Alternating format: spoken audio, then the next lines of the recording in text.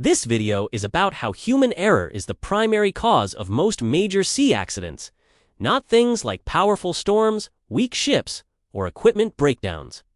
Instead, it's the small, everyday decisions and oversights made by people that often lead to disasters.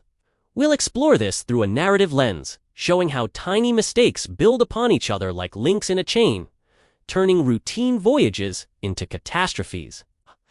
But it's not just about the problems, we'll also discuss practical ways to prevent them, emphasizing that safety at sea relies on discipline, awareness, and teamwork.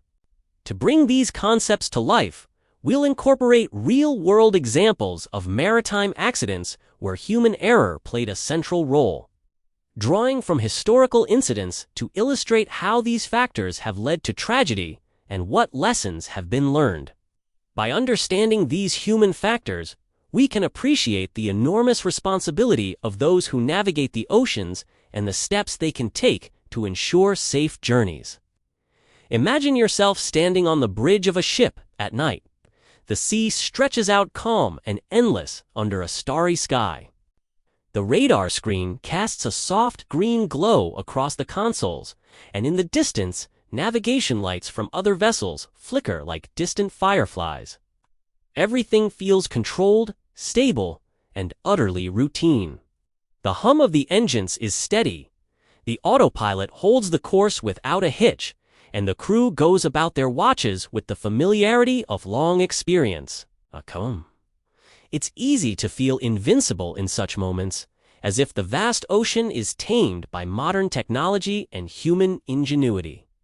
Yet, history tells a different, more uncomfortable story.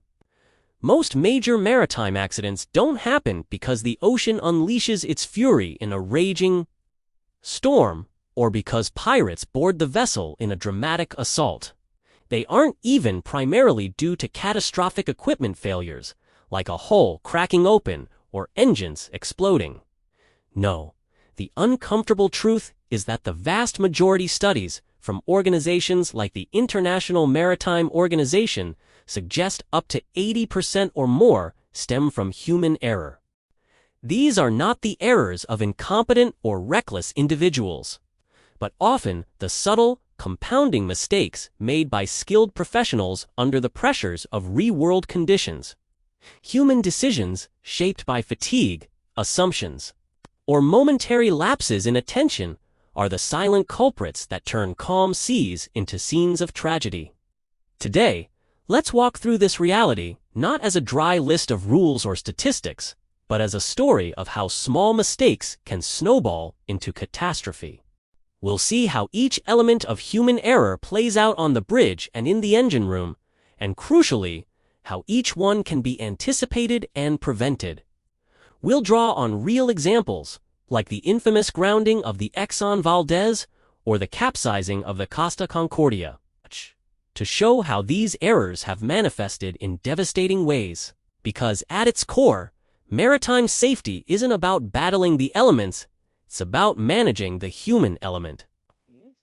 With all its strengths and vulnerabilities, it rarely starts with one big, obvious mistake.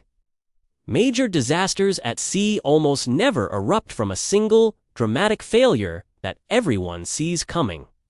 Instead, they begin quietly, almost imperceptibly, like a whisper in the wind. Picture a missed blip on the radar screen, dismissed as a glitch or irrelevant. Or a tired officer rubbing their eyes during a long watch, their mind drifting for just a moment. Perhaps it's an incomplete handover between shifts, where one crew member forgets to mention a minor course adjustment or a distant vessel's unusual behavior. These are assumptions not verified, small cracks in attention that seem harmless in isolation. In the world of maritime safety, experts refer to this as the error chain. It's a powerful metaphor. Each link in the chain represents a weak point, a minor oversight or decision that, on its own, might not cause any harm. But when several of these weak links align, when fatigue combines with poor communication, and that mixes with over-reliance on technology, the chain becomes strong enough to pull the entire vessel into danger. The result can be devastating. A grounding on unseen rocks, a collision with another ship, a fire sparked by unchecked maintenance, pollution from a ruptured tank, or worst of all, the loss of precious lives. Understanding this chain is key because it shows that disasters are rarely inevitable. They are built link by link and can be broken at any point with the right interventions. Let's start with the first silent killer, loss of situational awareness. Envision an officer of the watch standing on the bridge, monitoring the vessel's progress through the night. The GPS system beeps reassuringly, pinpointing the ship's location with pinpoint accuracy. The electronic chart display and information system, or ECDIS, lays out the planned route in vivid digital detail, complete with depth contours and hazard warnings. The autopilot hums along, keeping the ship on a steady heading without the need for constant manual adjustments. On the surface, everything looks perfect. Technology is handling the heavy lifting, and the sea is cooperating. But true situational awareness goes far beyond just glancing at screens or listening to alarms. It's a deeper, more active process of understanding the full picture. It means knowing exactly where the ship is in relation to the coastline, underwater obstacles, or shifting currents. It involves tracking what other traffic is doing nearby, not just their positions, but their speeds, courses, and potential intentions. Weather conditions play a role too. Even on a calm night, a subtle change in wind or fog could alter everything. You have to consider what's ahead. Shallow waters that might require a course change, or engine status that could signal an impending issue. And crucially, it's about anticipating what could happen in the next 10 minutes. Or even the next hour, playing out scenarios in your mind like a chess player thinking several moves ahead. The danger arises when a navigator shifts from active thinking to passive observing. They stop questioning the data and start accepting it at face value. Overreliance on automation is a huge contributor here. Modern ships are equipped with incredible tools, automatic radar plotting aids that calculate collision risks in seconds, automatic identification systems eyes that broadcast and receive vessel data instantly, and pre-planned digital routes that seem foolproof. These advancements have saved countless lives and made navigation more efficient, but they don't eliminate the need for human oversight. When officers stop cross-checking radar readings with visual sightings through binoculars or windows, or when they neglect to manually plot positions using traditional methods like compass bearings, the risk quietly escalates. A stark example of this is the grounding of the Costa Concordia in 2012 off the coast of Italy. The luxury cruise ship, carrying over 4,000 passengers and crew, struck a reef after the captain deviated from the approved route to perform a sail-by salute near the island of Giglio. Investigations revealed a loss of situational awareness. The bridge team failed to properly monitor the ship's position relative to known hazards, relying too heavily on electronic charts without sufficient cross-verification. The result was a massive gash in the hull, causing the ship to capsize partially and leading to 32 deaths. Ironically, many groundings and collisions happen not in stormy weather or thick fog, but in good conditions with clear visibility. Why? Because comfort breeds complacency. When everything seems fine, vigilance naturally dips. The crew feels safe, so they relax their guard. Prevention here is straightforward, but requires unwavering discipline.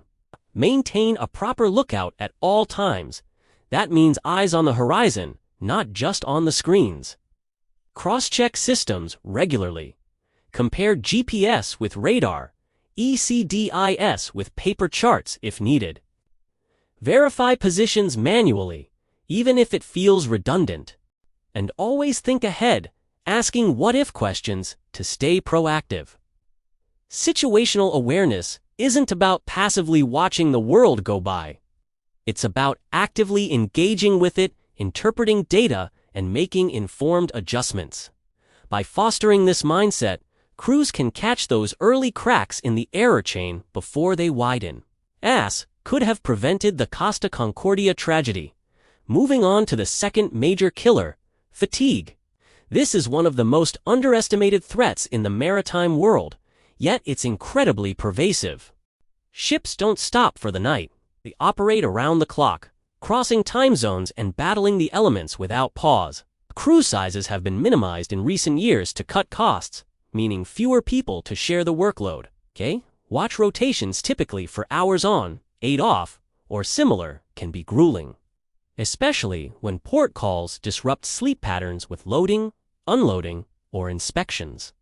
Add in the constant noise of engines, the vibration of the hull, and the sway of the waves, and true rest becomes elusive.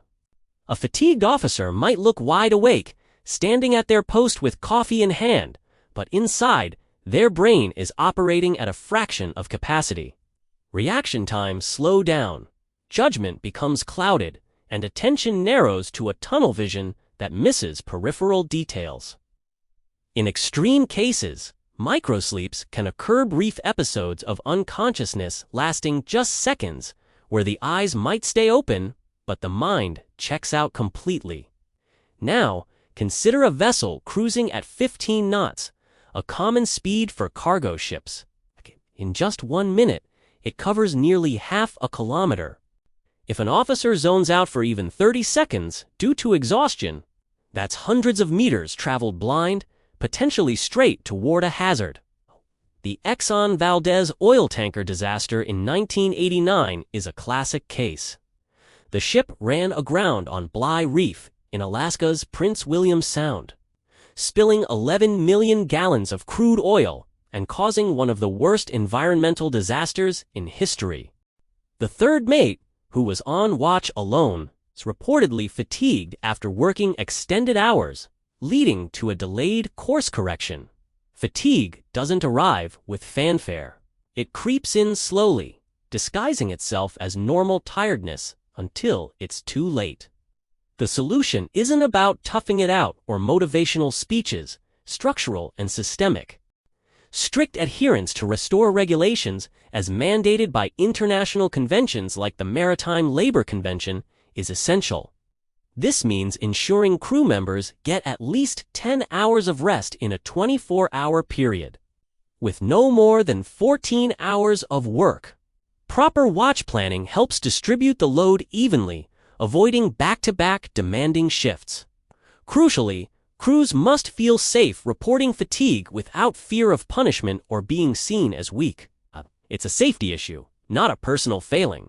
Companies can support this by providing quiet rest areas, managing schedules to align with natural sleep cycles, and monitoring for signs of chronic exhaustion. A tired mind is a dangerous one, but with the right structures in place, fatigue can be managed before it forges another link in the error chain, potentially averting disasters like the Exxon Valdez. Next, let's talk about communication, where assumptions so often turn into accidents. On the bridge of a ship, where decisions happen in real time and the stakes are high, communication must be crystal clear and precise. There's no room for ambiguity or casual chit-chat. Consider a simple helm order. The officer says, "Port 10," meaning turn the wheel 10 degrees to the left. But if the helmsman mishears it as starboard 10 to the right and no one double-checks, the vessel could veer off course at a critical moment, perhaps into the path of oncoming traffic. Such mix-ups aren't rare, especially with multinational crews where English might be a second language for many. Language barriers amplify the risk, turning subtle nuances into major misunderstandings. Another frequent failure point is during watch handovers, those transitional moments when one officer relieves another. If the outgoing officer rushes through the briefing, omitting details like nearby traffic patterns, impending course changes, weather alerts, or minor equipment glitches, that vital information vanishes into the ether. The new officer steps in with incomplete knowledge, forced to make assumptions that could prove deadly. These gaps aren't always intentional. They stem from haste, distraction, or the belief that everyone knows certain things. The Piper Alpha oil rig explosion in 1988 in the North Sea illustrates this tragically. A gas leak occurred due to poor communication during a shift handover about ongoing maintenance on a pressure safety valve. The incoming team wasn't fully briefed, leading to the valve being removed without proper isolation, resulting in a massive explosion that killed 167 workers. Preventing these issues comes down to structured, disciplined communication practices. One key technique is closed-loop confirmation. Every order given must be repeated back verbatim by the receiver, and then acknowledged by the giver. For example, port 10. Port 10. This simple loop catches errors immediately. Standardized marine phrases, drawn from the International Maritime Organization's Standard Marine Communication Phrases, SMCP. Provide a common language that transcends nationalities. Terms like hardest starboard or full ahead are universally understood. During handovers, they should be complete and methodical, perhaps using a checklist to cover all essentials. And importantly, crews should be encouraged to question unclear instructions without hesitation. A culture of speak up saves lives. Clear words, consistently applied, can prevent those silent disasters that brew from misunderstood intentions, as seen in the Piper Alpha case. Inadequate training and competence form another critical layer in this story. Even with all the required licenses and certificates hanging on the wall, practical skills can vary widely among crew members. Some officers might hold a master's ticket but lack deep experience in applying collision avoidance regulations in complex, multi-vessel scenarios. Others could be unfamiliar with the nuances of advanced radar systems, hesitating to use features like target tracking or echo enhancement. Engineers might be certified but not fully versed in the quirks of a new propulsion system installed during the last refit. These gaps don't always show in calm conditions, but they create hesitation, and at sea, hesitation can cost precious seconds or minutes. In emergency situations, this lack of competence can lead to freezing up or making the wrong call, exacerbating the problem. For instance, the Ocean Ranger drilling rig disaster in 1982 off Newfoundland saw the semi-submersible platform sink in a severe storm, killing all 84 crew members. Investigations pointed to inadequate training in handling ballast control systems and emergency procedures, which allowed water to enter through a broken porthole and overwhelm the rig. The solution is rooted in continuous hands-on learning. Regular simulator training allows crews to practice scenarios in a safe, virtual environment, navigating through fog, avoiding collisions, or responding to engine failures without real-world risks. Familiarization programs ensure everyone knows the ship's specific systems inside out, from the ballast pumps to the bridge controls. Emergency drills should feel realistic, not like rote exercises. Vary them to include surprises and follow up with debriefs to discuss what went well and what didn't. Mentorship is invaluable to pairing junior officers with seasoned veterans to pass on practical wisdom. Building competence isn't a one-time event. It's an ongoing process that fosters calm, effective decision-making under pressure, which might have saved the Ocean Ranger crew. Now, consider decision-making under pressure, a scenario that plays out all too often. Picture a captain reviewing weather forecasts that predict worsening conditions, a building swell, perhaps, or an approaching low-pressure system. The schedule is tight.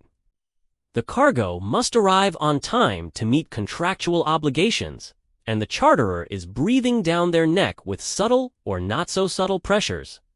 Should the vessel reduce speed to ride out the weather? Alter the route to avoid the worst of it? Or delay arrival altogether? Under this stress, humans have a tendency to rationalize risks, falling prey to optimism bias.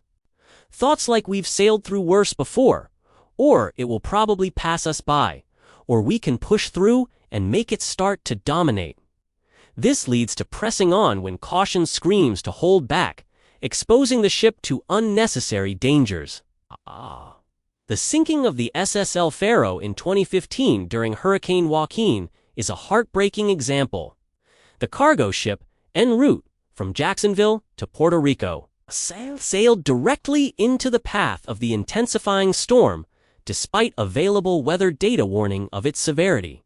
The captain's decision to maintain course, influenced by commercial pressures and overconfidence in the ship's capabilities, led to the loss of all 33 crew members when the vessel foundered.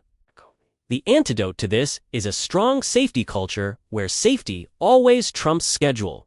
Risk assessments must be formal processes, not casual chats using tools like checklists or matrices to evaluate threats objectively. Critical decisions should involve the team, drawing on multiple perspectives to counter individual biases. And always incorporate what-if scenarios. What if the weather intensifies faster than predicted? What if there's an equipment failure midway? Honest consideration of these questions can shift the mindset from reactive to proactive. Remember, the ocean doesn't care about deadlines. It operates on its own timetable, and respecting that is key to survival. Overreliance on automation is a related trap in our modern era. Ships today are technological marvels, with autopilot systems that maintain headings with robotic precision, automatic radar plotting aids ARPA that crunch collision data in real time, and ECDIS that overlays routes on electronic charts with layers of information. These tools are lifesavers, reducing workload and enhancing accuracy. But they can also breed complacency, lulling crews into a false sense of security. For example, trusting eyes data blindly might lead to misjudging another vessel's intentions. If the data is outdated or inaccurate, small craft without eyes might not even show up. Relying solely on ECDIS could mean ignoring radar echoes from uncharted buoys or fishing boats. And prolonged use of autopilot can erode manual steering skills, leaving officers rusty when they need to take the wheel. The grounding of the Kie Trader container ship in 2017 in the Pacific Ocean highlights this issue. The crew over-relied on electronic charts that didn't accurately reflect shallow reefs, failing to cross-verify with other systems, resulting in the vessel breaking apart and becoming a total loss. To counter this, best practices emphasize balance. Use automation as an aid, not a crutch. Conduct regular manual checks, like plotting positions by hand or visually confirming radar targets. Cross-verify between systems. Does the GPS match the radar? The EKZs with the eyes. Incorporate occasional hand steering practice during calm periods to keep skills sharp. Above all, encourage critical thinking. Question the machines, don't blindly trust them. Humans must remain the decision makers with technology as their trusted assistant. Failure to follow procedures is another link that weakens the chain. Procedures aren't arbitrary rules. They're born from hard-learned lessons, often written in the aftermath of past accidents. Yet, in the grind of routine, shortcuts become tempting. A checklist for engine room checks gets skipped because it's just routine. An alarm blares but is silenced without investigation, assumed to be a false positive. A risk assessment for hot work, like welding, isn't fully completed, or a permit for confined space entry isn't reviewed thoroughly. Thoughts like we've done this 100 times without issue justify the bypass, but each time, a safety barrier erodes. The capsizing of the Herald of Free Enterprise ferry in 1987 near Zeebrugge, Belgium, is a prime example. The bow doors were left open as the ship departed port, a direct violation of procedures, allowing water to flood the car deck and causing the vessel to capsize within minutes, killing 193 people. The solution is a commitment to discipline. Treat checklists as sacred, complete them every time. No exceptions. Supervisors should audit compliance regularly to ensure standards are upheld. Near-miss incidents, those close calls that don't result in harm, must be reported openly and analyzed to prevent future slips. And the overall culture should value process over speed, rewarding adherence rather than punishing minor delays. Consistency in following procedures turns potential crises into non-events. Complacency and overconfidence often creep in with experience, turning an asset into a liability. A captain who's navigated the same channel dozens of times might dial back their vigilance, assuming familiarity equals safety. A local pilot, expert in the waters, could underestimate a new current or buoy shift. Confidence is good, but when it morphs into complacency, attention drops. Statistics show that many accidents happen in familiar waters precisely because crews let their guard down. The Titanic sinking in 1912 after hitting an iceberg in the North Atlantic exemplifies this. Despite multiple iceberg warnings, the ship maintained high speed in known hazardous areas due to overconfidence in its unsinkable design, leading to over 1,500 deaths. To combat this, cultivate humility. Hold regular safety refreshers to remind everyone of risks. Discuss near misses in team meetings to keep lessons fresh. Rotate critical responsibilities to prevent routine blindness. And encourage constructive challenges. Anyone should feel free to point out potential issues without fear. No one, no matter how experienced, is immune to error. Bridge resource management (BRM) failures highlight the importance of teamwork. On some vessels, hierarchy is strict.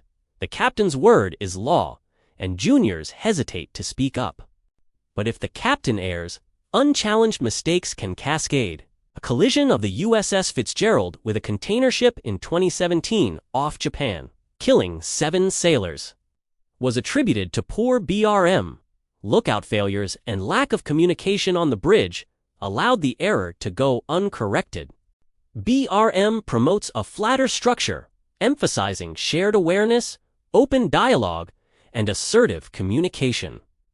Every officer should feel empowered to say, "Captain, I think we're heading into danger." This team approach reduces single-point failures, distributing responsibility and catching errors early. Emergency response failures can turn bad situations catastrophic. Emergencies like fires, collisions, or flooding strike without warning, and if the crew is unclear on roles, drills have been perfunctory, or panic takes over, the response crumbles. The Seoul ferry capsizing in 2014 off South Korea, which killed 304 people, mostly students, involved poor emergency response. The captain ordered passengers to stay put while abandoning ship, delaying evacuation. Effective management demands frequent, realistic drills with clear role assignments. Post-drill debriefs identify weaknesses, and calm leadership models composure under stress. Practice builds muscle memory, turning chaos into coordinated action. Alcohol, substance use, and mental health issues add another dimension.